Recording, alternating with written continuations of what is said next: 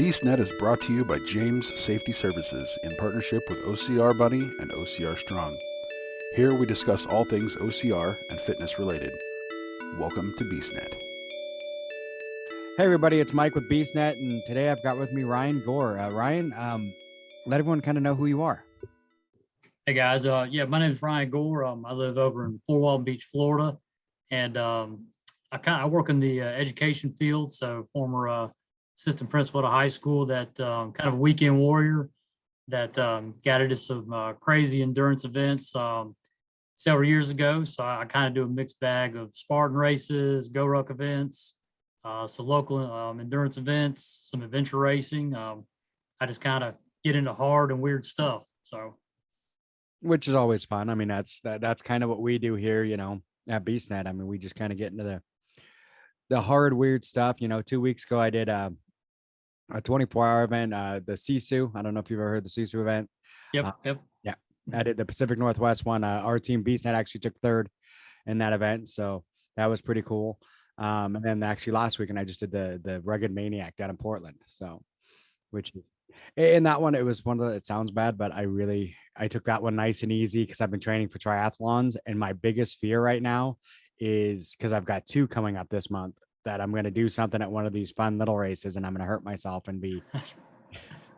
Yeah, I totally understand. At my age, injury prevention is really the focus nowadays. So that's a big part of it. It changes. I mean, I'm going to hit 45 this year, and it's kind of one of those things. It's like after 40, you start seeing things a little differently. It's like. That's right. A little knee tweak, oh, that's fine. It'll be fine. I'll be good in a couple of days. And now, it's like a knee tweak and I might be done for the season. So that's it. Yeah. Recovery definitely takes a little bit longer for sure. It does. It does. Cause at the Rugged Maniac, I actually had someone slide in and hit my leg. My knee kind of twisted a little bit. And I'm like, oh no, it's like, let's see how bad that's going to be later today. So luckily it's not bad at all. So I'm doing good, but that's awesome. It is. So what kind of other fun do you get into? I mean, you said you're a former high school principal or vice principal. Yeah, assistant principal. So I work in education, and kind of my background is I taught for a few years, then got into coaching, and then kind of went more the administrative route, and got into assistant principal. Right now, I just transitioned to a new job where I kind of sit behind a desk a little bit more. So I'm kind of out of the action a little bit, which I miss, chasing kids around and things like that. But so the endurance side still keeps me active, which is awesome. So really that between work and training and events, that really eats up a lot of time. Kind of growing up, I was big into sports and, played a lot of, football, tennis, baseball. And then as I went through college and progressed and, got into life, got out of that training mode, athletic mode, I ended up putting on maybe, I don't know, 60, 70 pounds, probably at my heaviest. And so probably not an uncommon story for a lot of, former high school athletes. And, one day I was sitting there on the couch eating a bag of Oreos, had all the crumbs on my stomach. And I thought, this is terrible, and decided I had to get back into the gym, get back into working out. And that was probably about, maybe 7, 8 years ago, if I had to guess. Got back into that training mode. One day just kind of Googled, obstacle course racing, found a Spartan race and, thought I was in pretty good shape. I said, I'll go knock out this, this Spartan race, whatever that is. And I should be done in about an hour and a half. And I remember that day about 3 hours later, I was, limping across the finish line, but I was hooked and realized how much farther I had to go in my training. So, and that really kind of motivated me to push harder and just try harder things. So. Yeah. And that's the story I hear, very similar. Like me, it was one of those things. I just decided I'd done some of the smaller OCRs and decided, I'll try Spartan. Everyone keeps talking about these. And I signed up for, because I tell everyone, because I don't do research, I signed up for the Montana Beast. Oh, geez. Yeah, you picked a good one. Yeah, the very first Spartan I ever did it was the 2015 Montana Beast, which if you know anything about that was the founders race. Yep. And I've got the cool little founders race medal that, they haven't done since then, but it was, I think I remember seeing like mile marker 20 on that race. And it was, I mean, I'm like, this was stupidest thing I've ever done. And literally like looked at my wife when I finished. I'm like, this was stupid. I don't ever want to do this again. And like on the way home, I'm like, when's the next one? Yeah, that's what I tell everybody. You see them out on the course, they're like, I'm done, I'm done. And I tell them, give it 24 hours, and you'll be looking for another one. So I was similar. I found that Spartan race and limped home, and probably about 24 hours later, I'm like, well, I wonder if I could do 2 races in a weekend. And then I started Googling what's the hardest Spartan race out there. And then I find the Killington Ultra. You do that one, and then you just, you keep pushing yourself farther and farther until you find that breaking point that tells you where you need to train more. So, and that's the one thing that a lot of people don't. And I don't know if it's an OCR brain thing, but it's like I did San Antonio this year, and in San Antonio, I don't know if you heard about it, where they'd had they found out like at the last minute that there wasn't enough room to do the super. So that's right. They made it what they called the ultra super, and it was basically just 2 laps of the sprint. So it was 54 obstacles, I think, in a super. And I finished it. I mean, I was smoked. Like I couldn't even get my hands to grip the rope at the end of the second lap, let alone climb it, you know. And so I'm over there doing my burpees, and I'm like, this is stupid. And like once I finished, I was talking to one of the people, and they're like, what are the staff members, and they're like, what did you think? And I'm like, this was the stupidest thing I've ever done. This was completely dumb. I can't believe you did this. When you doing it again? Is it That's gonna right. That's next year? right. I mean, and everyone's like, really, why? And I'm like, because of the fact, like the first lap, I think I failed 2 obstacles. The second lap, I think I failed 8. Oh yeah. Yeah. It was, and people are like, why? I'm like, because once you fail them, I was running competitive. I have to do the 30 burpees. And even when I don't run competitive, I have to do the 30 burpees. So I'm doing the 30 burpees, and then your arms are smoked more now because you've done 1 lap already. Now you've done all the burpees. Now you're doing more burpees, and then you're doing more. I think, but I counted, I think I did over 300 burpees on that race. Oh, wow. Wow. My body was smoked, Yeah. Yeah. I remember similar format. I did their ultra that they did in Iceland a couple years back. Yep. Same concept. I mean, when you start stacking burpees on top of burpees, I mean, it's a compounding factor. And then by the time you hit that rope climb again, you're like, man, this isn't happening, Yep. Like I said, my arm, it was like even bender. I had to like throw my arm up there because like my arms hurt so bad I couldn't even like lift them over my head to grab bender. And I'm just like, this is stupid. But then, like I said, then you come out of it and you're like, okay, now I know what I need to train on. It's like, Yep. have the endurance to run. I know I can run for miles and miles and just keep going. But now I have to get that endurance of how much can I push my arms and my upper body through, because, I've just trained it to be able to get through a beast, to get through an ultra, but never to nail myself with 54, one right after the other, and that was what it was. There was no break. That obstacle just bam, bam, bam, bam. Yeah. It is aware, yeah. And I think that's really the appeal of this, I guess this sport or industry or whatever you want to call it.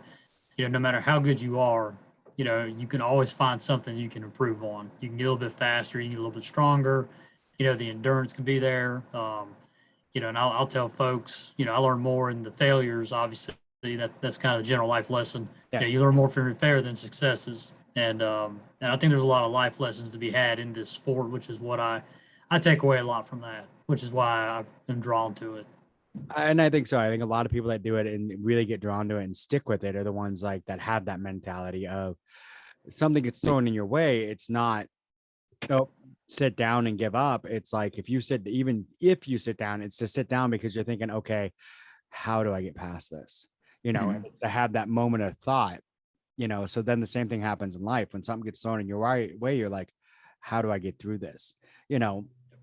And we try and make that into our normal lives. And that's kind of, I think, once I started OCR, and it sounds funny to say this, but things completely changed in my life.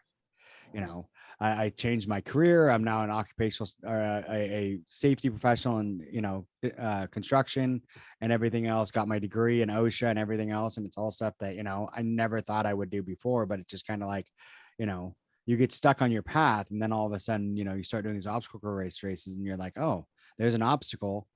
How do I get around it? I don't just stop and stay where I'm at. And that's kind of, I think where a lot of us do in life, we just stop and stay where we're at. It's like you made the comment about the Oreos. Anyone who listens to this knows my comment all the time is like, I broke my foot 6 years ago. Like in June was the 6-year anniversary. Like I broke all 5 metatarsals across my left foot, like basically bent it in half.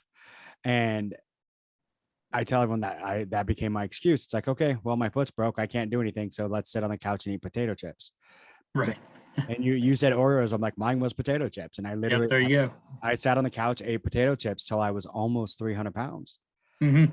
And then all of a sudden it was like, but I was still doing Spartan races, trying to anyway. But it was like, I was hitting that point where I was completing them, but I wasn't really doing them, if that makes any sense. Sure. No, absolutely. Absolutely. No. And I did one in 2019 where I literally dislocated my shoulder 3 times in the race because my body was so heavy, my shoulder couldn't hold it. Right. And it was the wake up point where like, okay, either I need to fix this or I need to stop. Yep. Yep. Then COVID hit and I actually dropped down to 180 pounds and, running and doing everything. So when Spartan came back, all of a sudden I could do it again. It's like, okay, this is where I should be. I feel so good here. I can breathe, I can run, I can move, and that's it. It's the moving. Yep. The energy level goes up and you just feel better, feel lighter, feel stronger, just more energy. That is, which is amazing. I mean, it's amazing to see that. So, yeah. So what other, you do a lot of stuff like that. What other stuff have you done? What life experiences have you had that are just out there? So I would say, it's kind of a lot of my life experiences are tied to these events. Like as I mentioned, I've been to Iceland, got to do the 24-hour run out there, just being under the stars, and I think as my endurance journey has kind of, grown. It's taken me places. I started off, you chase kind of for the medals, chasing the, and as I've gotten older, maybe a little bit slower, a few more bumps and bruises. I enjoy the community now, and just going the endurance side of it now, like the hurricane heats. And, I've kind of a core group of friends that we go to a lot of events together. And really it's about the people, it's like an extended family almost. And so we go out there and obviously the goal is always to finish, but just walking out, in the stars, at night, looking up, being able to see, just the moon and the stars out on a trail somewhere. To me, that's really what drives me now. I've had the chance to go to Africa, got to do one of the Agogis over in Africa. And I remember they parked us out on a rock outcrop about 3 a.m, and you can hear lions in the distance and you look up at the stars and I mean, just shooting stars everywhere. Just seeing things like that. You can't really put a price tag on that. I remember when I started doing some of this and you think, oh man, that's an expensive plane ticket or, but you can't buy an experience like that, building a shelter in Africa or, canoeing down a river at 3 a.m, the icicles hanging off of it. Just things like that is just hard to kind of quantify. So I like to, kind of travel and just kind of bushwhack, I guess. I'll go, trail running and just find a different trail and hang a right. And I've gotten into some, situations every once in a while, but they always seem to work out pretty good. So. And that's one of the things I love about like all of this. It's like I had a conversation with someone a while back and I have downstairs in my gym, I have a rack that I put all the my medals on. And I mean, it's full. There's hundreds up there, but I mean, they go all the way back to like 2010 when I was running marathons and stuff like that. But it's one of those things someone asked me once, it's like, what do those mean? I'm like, when I first started, the medals meant everything to me. Yep. And now that I've been doing this for a long time, I'm like, and it sounds bad to say this, the medals could all disappear, but you can't take my memories and Yep. the memories and the thoughts of all these. It's like, I mentioned I did Sisu a couple of weeks ago. I remember we did yoga at midnight and we're out in the middle of, in Washington, out by Mount Rainier, out in the middle of the woods, nothing around us, no light, light pollution, no nothing. And we're doing yoga at like midnight. And all of a sudden we did one of the ones where we rolled over on our back and I'm looking straight up and no picture can match what I could see looking up at those at those stars. It was amazing. And you don't realize, when you walk outside, and look up, you're not seeing them all because all the light pollution's blocking it. Sure. You go way out there in the mountains, and I was kind of mad at myself. My body gave up at like 2 a.m. While I was doing Sisu. So I didn't get up to, my plan is there's one of them that I went to last year. That's like one of the higher ones, and hit that one at about 4 a.m. So I could get a really beautiful view of, the night sky and actually stand there and watch the sunrise and then come back down for my final lap. But my body just gave up and it was like, nope, you're done.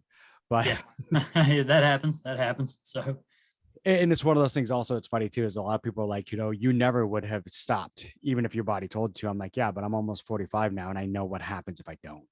sure, If your body sure. says you're done, you need to just listen to your body, Yep, because yep. no, it could have meant that I couldn't do any other event the rest of this year, because it's like, yeah.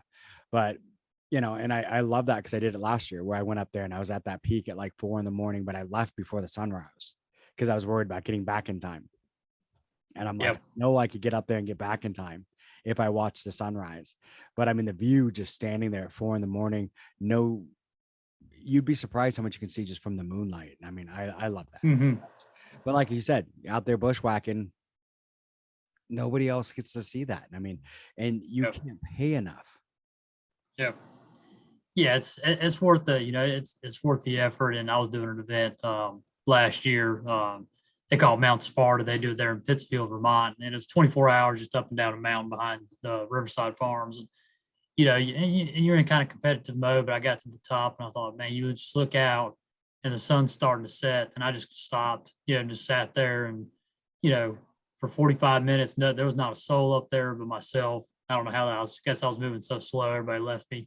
But yeah, I just found an old chair by this cabin, just sat there and watched the sunset. And you never forget that. No. And that's the kind of stuff that brings me back now. The medals or the patches or the whatever you want to call it.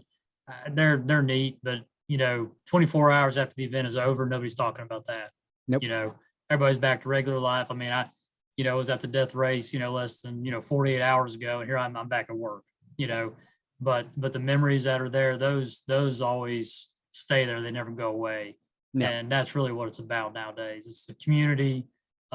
It's those memories. That's kind of where I'm at in that stage of my, I guess, endurance career. Which, I mean, for me, I'll be honest, it's my favorite stage. I mean, that's kind of where I've been for a while now. I mean, I was never one of those guys, and I'll be honest, I was never one of those guys that, was even in the talk of possibly getting a podium, but, I still was competitive. But I mean, it's just one of those things that after a while, it's like, once I run the competitive, what is there to do? And I would actually, my favorite is, I've always told the story of me and some friends went on a race. We were doing one of the Spartan supers and we had a goal. We were going to finish in, I can't remember what amount of time it was. We wanted to finish, I think, in like 2 hours, which is doable easily. Sure. So we're like, whatever, let's go for it. And we're going for it. And we had it. There was no problem. We were going to definitely make it. And then we ran across a runner that was just having major issues.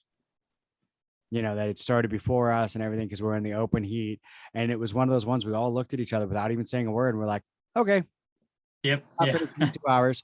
And we just stopped and helped this person, because I mean, it's all about the memories. That person's going to have a memory. No idea what their name was. They probably don't even know my name, but they're going to remember, oh, someone stopped to help me. And that's what I love about the community, is it's, especially in the open heats, you get into those ones. I mean, you get to hear the arguments all the time. Oh, well, you didn't do this correctly. And it's like, we're out there to make sure everyone finishes and has a great time. I have my personal that I need to make sure I do, for me personally, to feel like I earned it. But, let everyone have their day. No, I agree. And I'm similar spot. I'm kind of in that phase of, the life lessons I've learned. I want to see this sport, this community, continue. You want to see it grow.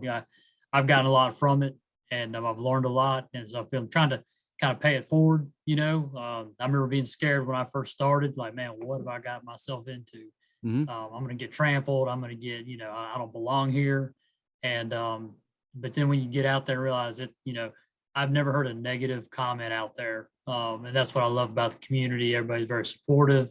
Doesn't matter your fitness level. If you can run a a 7-minute mile or a 17-minute mile, they're just glad you're out there, and just trying to pay that forward and lower the intimidation factor. I think it's just a great life lessons, great fitness lessons. And so kind of in that phase now, just enjoying it, soaking it all in, and also trying to help others that are, just starting out on that journey. So Yeah. And that's what's amazing about it. I mean, it doesn't matter as long as you get up and you try, that's it. and That's it. I think the best thing I ever heard from someone, like when I was at my biggest and I was struggling, and like I said, I still did the races because, well, I'm dumb, but, Yeah. but, I was struggling and someone basically looked at me and said, first or last, you still beat everybody that never showed up. That's it. That's it. Yeah. I never thought of it that way. So that's always Yep. one of my favorite things. First or last, you beat everyone that didn't show up. So, it's true. It So, is absolutely true. I'll never forget. I just finished a 12-hour hurricane heat, and I was going to go run the super. I jumped in the starting crowd, and I was like, all right, I'm going to go try to knock this out real fast, go get a little nap before I had to do I was going to go back and do the 4-hour hurricane right after that. And I was like, I'm going to blow through this so I can get done. And I'll never forget, there was a lady in there in the back of the crowd, and I was kind of in the back. And, she started off kind of walking, and, you can tell she was kind of, so I stopped and talked to her as we were going out. She was training to go back to Killington and do the beast. Her goal was like, I want to go back there and finish the beast. And I thought, you know what, that inspired me more than anything. She told me she had DNF'd it and she was training for it. And so I walked with her for a couple miles and just, encouraged and listened to her story. And, that inspired me. I thought, man, that's, for her to have that kind of grit and determination, it's easy when you can do it, Yeah. but when you hit that wall and you've gotten beat down by it, to have the resilience to come back, it is incredible. So it is. And that's the one thing for me. It's one of those, honestly, which, like I've said before, I think my brain's broken, but a DNF to me it's a challenge now, yeah. I DNF'd So a couple, and now it's a challenge. It's like, okay, I DNF'd it. What do I need to do to make sure I don't do it again? yep, absolutely. Well, that's the easiest way to get me to do something, to say it can't be done, and I kind of have that, I don't know, twisted gene, what's the hardest thing out there, and I want to go for it. Yep. Extreme as possible. What's the hardest you got? Throw it at me. And now I have something, now I've got a measuring stick, Yeah. and if I don't do it the first time, I'm like, all right, now I know how to train. So And I mean, and that's what I just love in this sport. I mean, that seems like everyone's kind of, a lot of people's attitude. It's like for me, because I still do OCRs, but I've been pushing like triathlons a little bit too. So Mhm. I've been going into the triathlons, and I DNF'd the first half iron. I tried. And of course, then I'm like, okay, cool. I guess I'm doing it again next year. So I signed up within like 2 days, signed up for it again. And then last month I DNF'd an Olympic for triathlon. And literally 2 days later, I signed up for another one this month. I'm like, well, Oh yeah. Yep. yeah. It's like, Yep. okay, Yeah. I know what went wrong. It was my breathing in the swim. I had issues with the swim. I know what went wrong. And where did I just come back from right now? I just came back from the pool trying to That's right. There you go. There you go. It's like, I know what went wrong and I know I got to beat it. So it's like, Yep. It's not stop. It's like, oh, well, I guess I can't do that. It's like, okay, what do I need to do to make sure I can do that? That's it. And I get that, like you said earlier, that translates to life, kind of makes, in a weird way, these events, makes everyday problems just a little bit more manageable. You're like, oh, well, you know what? Okay, let's step back, take a breath, and let's evaluate it. Plan A didn't work. So how are we going to regroup and come at it again? And that's a big life lesson to me. So. Oh, it is. And that's one thing I think a lot of people, I see way too many people, something doesn't work right. It failed. Oh, I guess I just don't need to do that. No, that's not the answer. You should come back from that. That should be like, oh, hey, I failed. How do I make it so I don't fail next time? Exactly. And that's, like I said, I don't know if my brain's broken, but it seems like most OCR people I know think that way. And especially if you don't, when you first start, I've met a few people that don't have that thought process till they've done a few. And then all of a sudden it's like, they start thinking that way. And it's like, yeah, you throw an obstacle in front of you. How do you get past it? Not sit down and say, oh, well, guess we're done. Yeah, it's always fun to see that switch flip in people sometimes, when they're first getting into it, and all of a sudden like the light bulb kind of goes off. And it's like that aha moment. It's incredible to watch that transformation. It is. It is. It's amazing. So I've seen it a few times. So like I said, I've been doing my first Spartan was 2015, but I'd done a bunch of smaller, mud runs before that. I mean, I think the first mud run I ever did was Gladiator back in 2011 or something like that. But Okay. I didn't do Spartan until 15. But I mean, I've had some amazing, times on those. And like I said, you can't take my memories. And that's like the watching the people step up and do something they've never done before. I think is one of my favorites. Someone who's never done a certain thing and all of a sudden they do it, Sure. that's amazing to me. So Absolutely. you mentioned the death race. Is that something you want to talk about, or is that? Yeah, we can talk about it. It's absolutely it's an event all into its own. I guess it's a bad life decision that I keep making, So this But is it my kind of goes second. with what we just said. It's one of those Oh yeah, it's you got to keep going until you get it right. oh absolutely. So this is my second swing at it. And so I've done kind of all through the Spartan endurance world. I've kind of gone through all the boxes and the levels and what's left, right? It's, death race. And so um and it's hard to describe unless been to that, part of that piece of property where the farms, they call it, up in Pittsfield, Vermont. And if you're a Spartan fan, I highly encourage you to, any fans out there, check out. There's a trail system there, mountain bike trails and hiking and running, and it's on a mountain behind this farm, and it's an incredible place, and it's got this draw to it. And anybody that's been there or done a death race, they understand what I'm talking about. And it's unlike any Spartan event that they have, and that you don't know what's coming. Um, you know, they'll throw wild tasks at you. Lots of burpees, lots of PT. This year was pretty heavy event. I think we were loaded down with pack was anywhere from 35 to 40 pounds, depending on what your packing list was and gear. 70-pound sandbag, a couple 10-pound blocks of ice. And so, at any point you might have had about 110 pounds on you. And, kind of moving around that kind of weight, it's chopping wood, it's sawing logs, it's, walking on buckets, to do origami. I saw that video, the walking up. Yeah. I just, Yeah. And it's such a simple task when you think about it. When you do it for 7 hours, they turn tedious, and really the focus and concentration, you're going on no sleep at that point. You're probably about 20 hours in, no sleep. And so walking all of a sudden is kind of a challenge, not falling, I fell a couple times, it happens.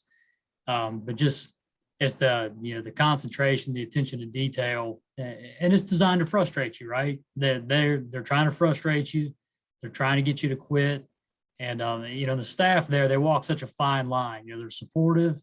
They're also trying to get you to quit, but they also don't want you to. And I recognize that challenge because, they're trying to, kind of do a simulated version of life, frustration, success, failure, resilience, all in that, 70-hour window that they're trying to cram you in. So, so this year, I think I was in about 34 hours. There was a time hack that I didn't make.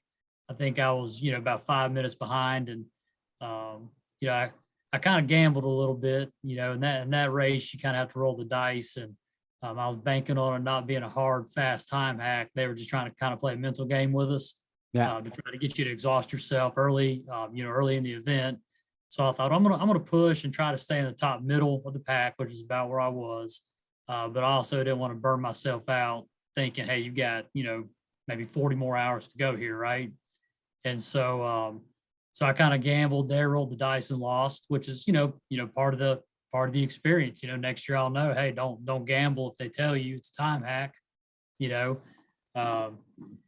so I think it was about 34 hours is what I made it. And so the folks that did make the time hack, and I was proud of that group.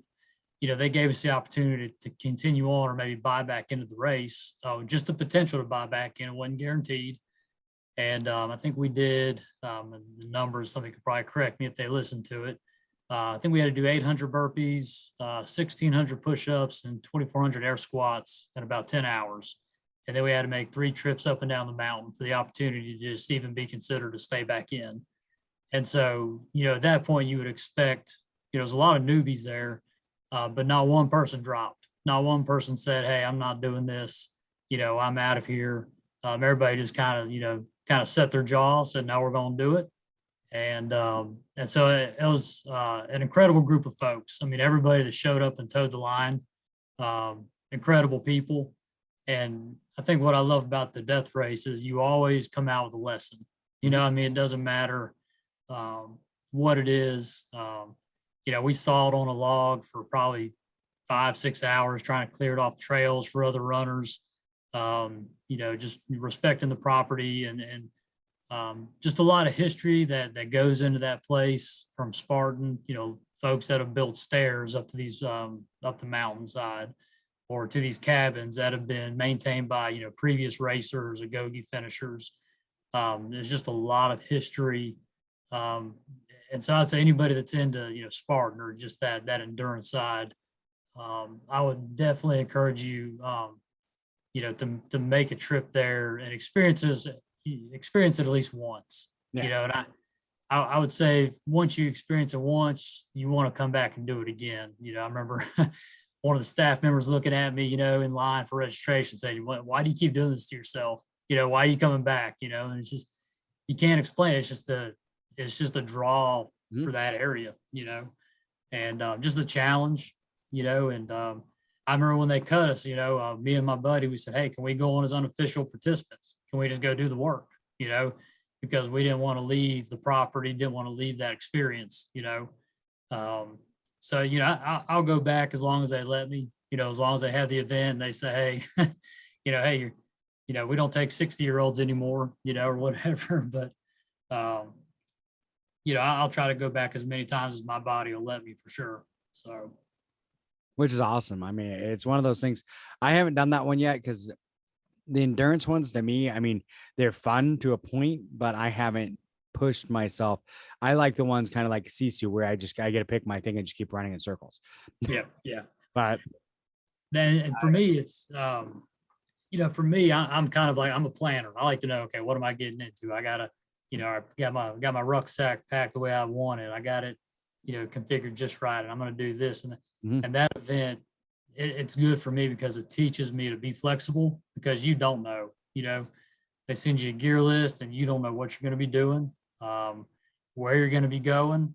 And so for me, that teaches me how to be flexible and also problem solve on the fly. And you have a variety of folks that come that have a variety of goals. There were some folks that said, hey, I just wanted to come do it to say I've done it. Some were said, hey, I want to try to hit 12 hours. Some were trying to do 24. Others are trying to, go all the way, And so it's a mixed bag of folks, which is interesting. My goal is always to finish. I never go into an event saying, hey, I hope I don't finish this one. So, definitely trying to finish it out. And, but I definitely encourage folks that if they're, interested in doing, just give it a shot, research it. It's an intimidating event for sure. Definitely, there's an intimidation factor to it. But I would encourage anybody to don't let that deter you from at least signing up and showing up, for sure. And I think that's with a lot of things. I think I have a lot of friends that won't sign up for a Spartan, won't sign up for any of these because they see the like extreme side of it, and it's like, you can do this if you put your mind to it. You would be surprised what your body can do if you just put your mind to it and say, I can do this. Yep. That's when I remember people ask me, I like to encourage the community. Now I remember my first 4 hour I signed up for, I was scared to death. I thought, man, they're gonna eat me alive. But really and truly, the community, it's an incredibly supportive community. Again, I've never heard a negative word out of folks. And so I would say, don't let that the extreme word, it's very intimidating. But it's a team effort. Death race has team aspects. You start off doing team-based activities, and there are individual things you have to do. And we're all type A personalities out there. We're the alpha. We want to win. We want to, we're super competitive, but also we're very supportive of each other, very encouraging. And so I would say don't let that fear keep you from trying, because folks want to see you succeed. When I got dropped, 8 hours later, I was back out there, encouraging the folks that were still in it. You're walking up and down the mountain, giving them encouraging word, giving them a little fist pump to kind of lift their spirits, because you want to see them finish, and they would do the same, and it's vice versa. Yeah. Which is what's amazing about the community. Like you said, I mean, everyone's there to help each other. I mean, it's, I did my first ultra last year in Dallas. And I actually, funny story is I had a broken rib before I started the ultra, but, but it was one of those things that, I started alone doing it by myself and just going. But then as the race progressed, about like 6 or 7 miles in, me and this girl, Jamie, realized we were about the same pace. We were moving together, we'd help each other a little bit here and there when we needed it, and encourage each other. And then finally we're just like, do you just want to do this together? Yeah, right. And we can encourage each other and help each other. And I've had that at so many races where like some of my, people I consider some of my best friends, I've only met once or twice in person at a Spartan race or whatever. And they live halfway across the country. I mean, she lives in Texas. I've been down there and seen her another time since, me and my wife have gone down and visit her and her partner.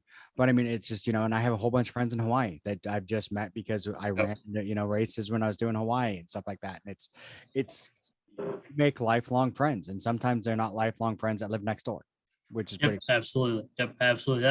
I think that's why one of the draws of the events, it's kind of like a family reunion. You come back together. It's like, oh man, you don't see them. You maybe see them 2 or 3 times a year. And when you do, it's like you'd seen them last week, and that's what makes it great. Yeah. And that's one of the things that like killed me, I think, during the COVID year, with no races. I missed that, the camaraderie.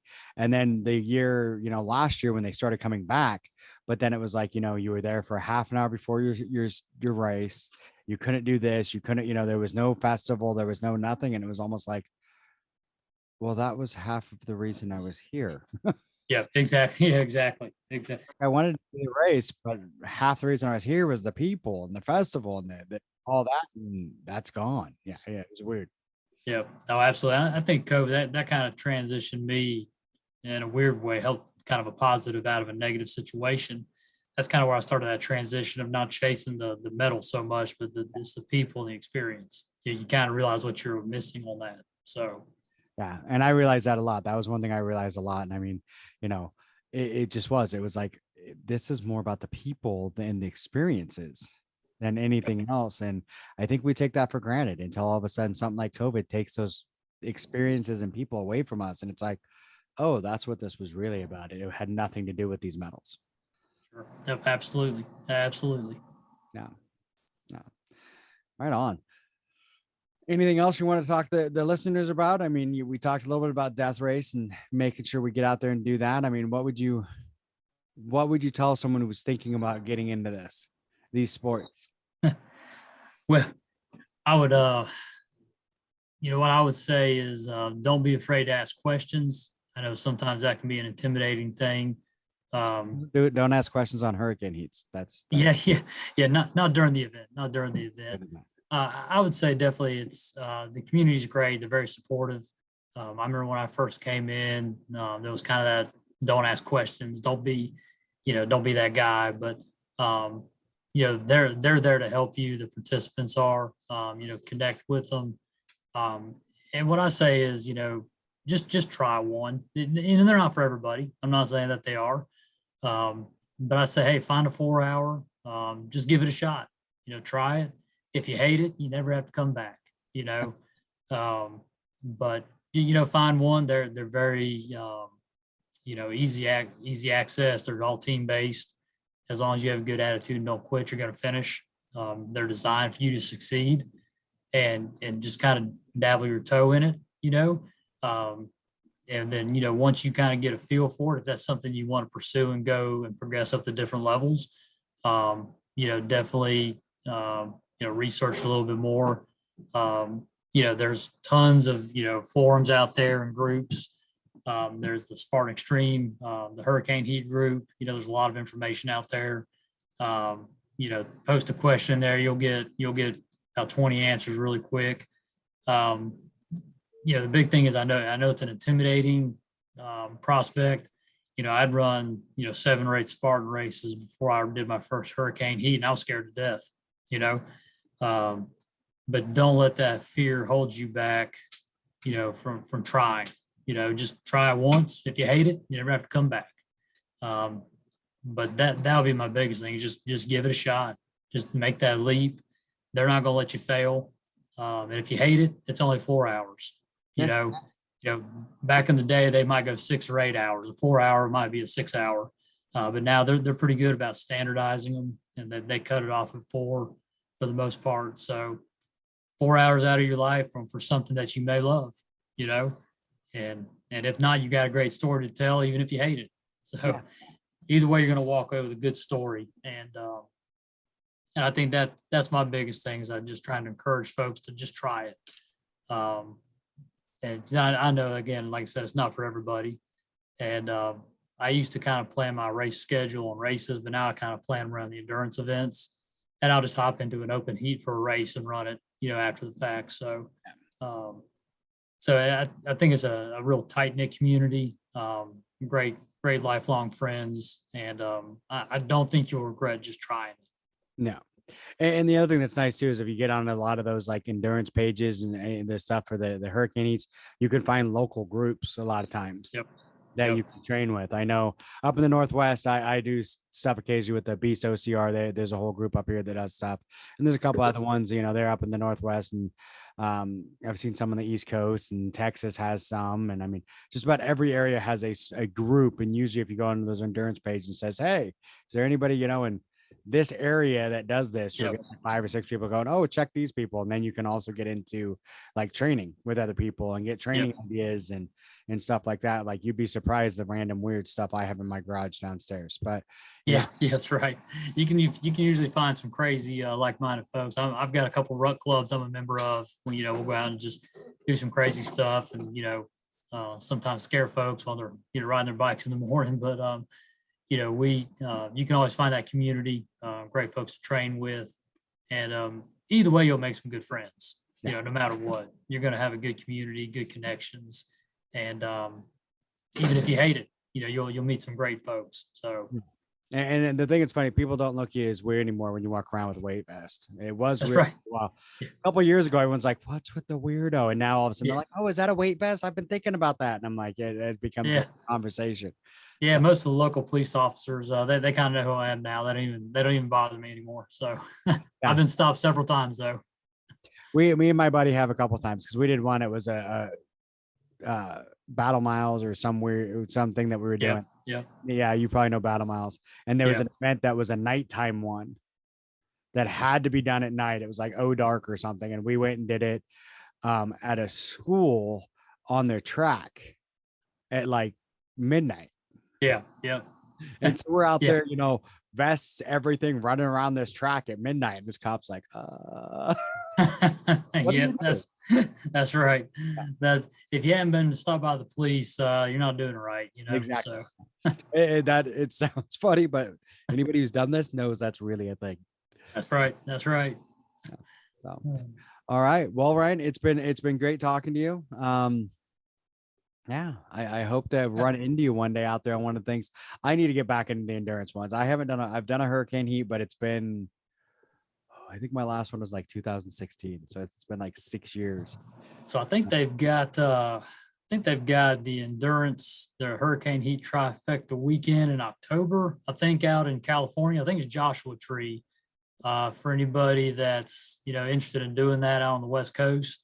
I think they'll do a 4-hour, 12-hour, 24-hour, and you can do them as standalones if you want to, or you can do the full trifecta if you want to. So anybody that's that's interested in doing that, you can stack them or you can do a standalone. So great location. You can't beat that. Unfortunately, work won't let me make that one, but anybody out on the West Coast that's interested, you ought to maybe check it out. And I think they've got it opened up out there. But yeah, I hope to cross paths with you. Hurricane Heat or a Go Ruck event or just something else that's crazy. So you never know where I'll pop up. And that's me. I've kind of gotten that thing. It's like Spartan started it. Now it's like, what's the next crazy, like I said, I've got into triathlons now, trying to get the Ironman. I mean, I figured I've done Warrior, Gladiator, Tough Mudder, Spartan. I've got to get the Ironman in there too. So yep, that's right. Just check all the boxes. So just trying to find the next thing to keep my body going forward. Because it's always my favorite motto. A best friend of mine says this all the time is just always forward. That's it. Always forward. So I'll always keep moving forward. So I think my next one will be Labor Day at an event called the Gauntlet in Molina, Georgia. If anybody's interested in the Southeast, come on down and check it out. It's a good time for sure. I've heard about the Gauntlet and I really want to get down there for it, but come on down. I'll be there this year. If things go right in January next year, I'll be living in Texas. So I'll be able to go to a lot of those Eastern ones a lot easier. Okay. Yeah. Well, come on down and check it out if you want to. We'll be there this year. And most of my listeners know me and my wife have a deal. If I go for a race, she gets a vacation. So there you most go. of the places we go are vacation destinations with races. Gotcha. Yeah. All right. Well, it's been great talking to you. And like I said, I hope to see you out there somewhere. All right. Same to you, man. I appreciate it. Good talking to you. Yep. Bye. Bye. Thanks for listening to the BeastNet podcast. If you haven't done it yet, find us on Facebook, like and share the podcast. Give us a review on iTunes or Spotify. All these things will help to expand the show in the future. Don't forget to subscribe and let us know what you think and what you'd like to hear.